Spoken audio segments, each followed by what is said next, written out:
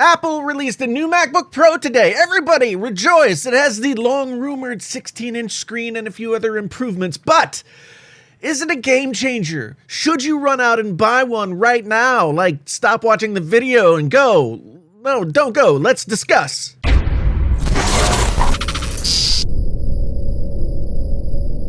This video is brought to you by Intego. Intego has been keeping Macs safe since 1997, so it's no surprise that they're the leader in Mac security. Intego's Mac Premium Bundle X9 has 5 powerful tools to keep your Mac safe, secure, and protected from internet threats. It includes Virus Barrier, the world's #1 best Mac antivirus, which also blocks all varieties of adware, spyware, and malware from infecting your Mac. The Mac Premium Bundle X9 also includes Net Barrier, a two-way firewall that not only prevents incoming attacks on your network, it can also alert you when apps on your Mac try to phone home and potentially violate your privacy. It also includes Personal Backup to protect your data, Content Barrier to protect your family, and Mac Washing Machine to maintain free disk space and organize your Mac. Check out the link in the description down below to find out the special deals that Intego is offering for the Painfully Honest Tech viewer. That's right, go down in the description, check it out.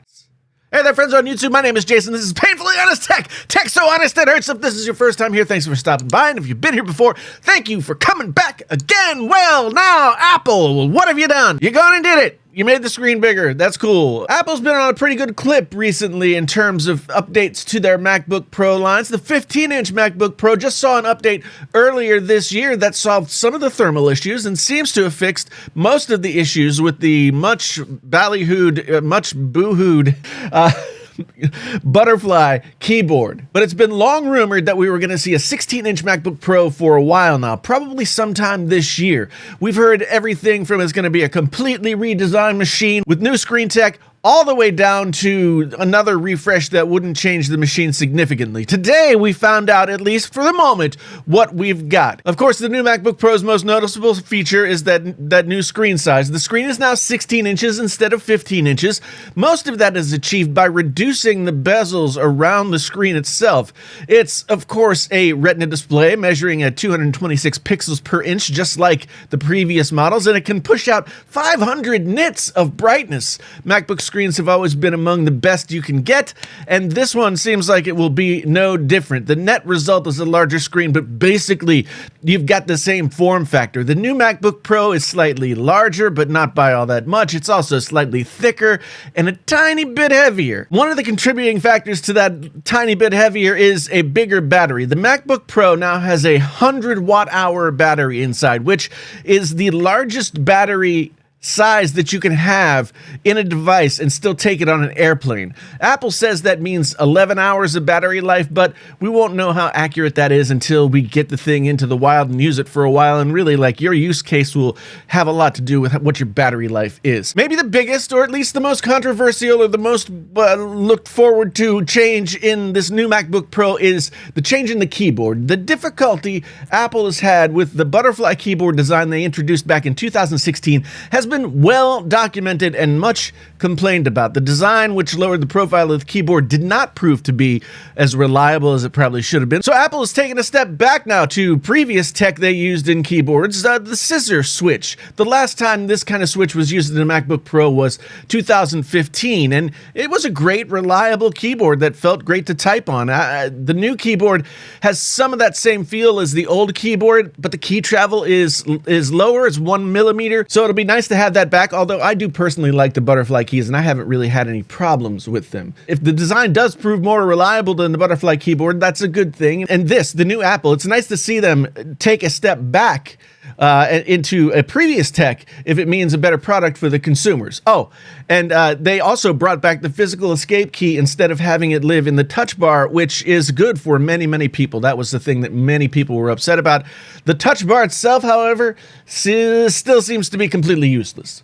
The final major improvement in this MacBook Pro comes in the graphics department. These new MacBook Pros have Radeon 5000 series graphics cards, which promise significantly better performance from the last generation. Better graphics performance is always welcome, But, I mean, in my experience, the 2019 15-inch that I have, which has the Radeon 560X, has been more than fine for my somewhat intense needs. So your mileage may vary as to whether or not a huge graphics uptick will be in your best interest. Now, Apple has also improved the speakers on this laptop, which actually doesn't really matter at all on what they call a pro-level machine. No one using this machine for pro audio applications will ever use the speakers for any kind of critical task.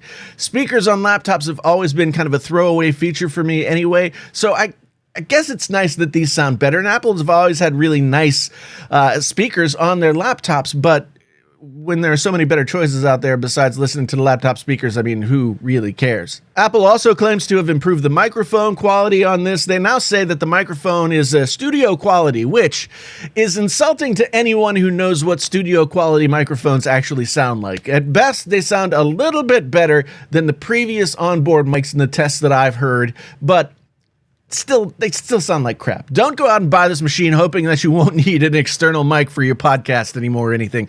These mics, it's nothing special. And still 720p video.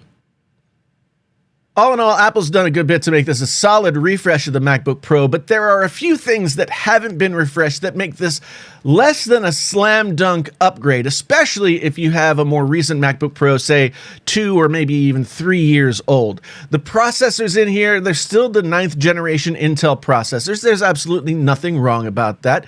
Yeah, but they're also not anything new that you couldn't have gotten before. One of the changes here is that you can put 8 terabytes of SSD storage in your MacBook Pro. However, you will have to take out a second mortgage on your home in order to do so. So, should you go out and buy this thing?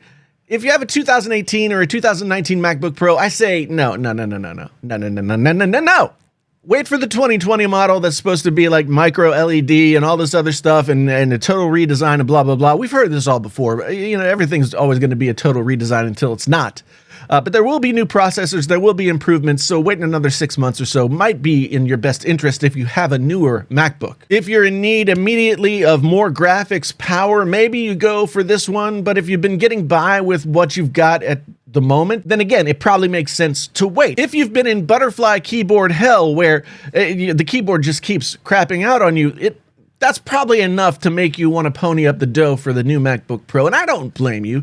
Like I said, I've had good luck with the butterfly keys, but it's a well-documented issue, and so if you've been having trouble and you've been waiting for a new keyboard, this is your moment.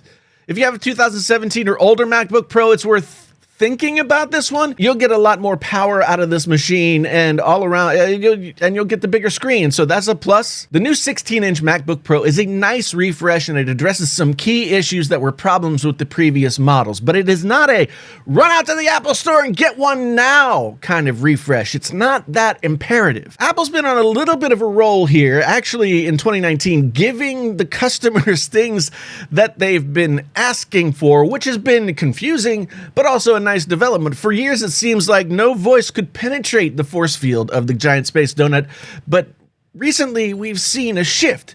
Maybe the next MacBook Pro will get some of its ports back, at least maybe an SD card slot. No. And maybe if this keeps up, they'll put the headphone jack back in the iPhone. No, those things aren't going to happen. Anyway, what do you think about the brand new 16-inch MacBook Pro that was announced just today? Are you going to go out and get one? Is it not enough for you to need to get one? Let me know down in the comments. We'll have a boisterous discussion. I don't think I'm going to need to go get one. I've got this 2019 MacBook Pro. It's less than 6 months old. I don't need to go and get this new thing. I can fend off the FOMO and get by with what I'm using to this point. How about you? We'll discuss. Anyway, once again, thanks so much for being here. I really do appreciate it. If this was your first time here and you want to come on back again for more Apple-related stuff, for more computer and smartphone and blah-de-blah-blah, then hit that like button, subscribe, bell notify yourself so you know when a new video is coming out. Those things will help you become part of the Painfully Honest community. If you've been here before, thank you ever so much for coming back again. Did you know that you can become a member of the Painfully Honest Tech channel for very, very low amounts of money. All you got to do is go down below to click the join button and sort of look at what we're offering in terms of memberships for those of you who want to have a more robust, painfully honest experience. We'd love to have you. Please go check it out. Again, my name is Jason. This is Painfully Honest Tech. Tech so honest it hurts. Until the next time, I am out.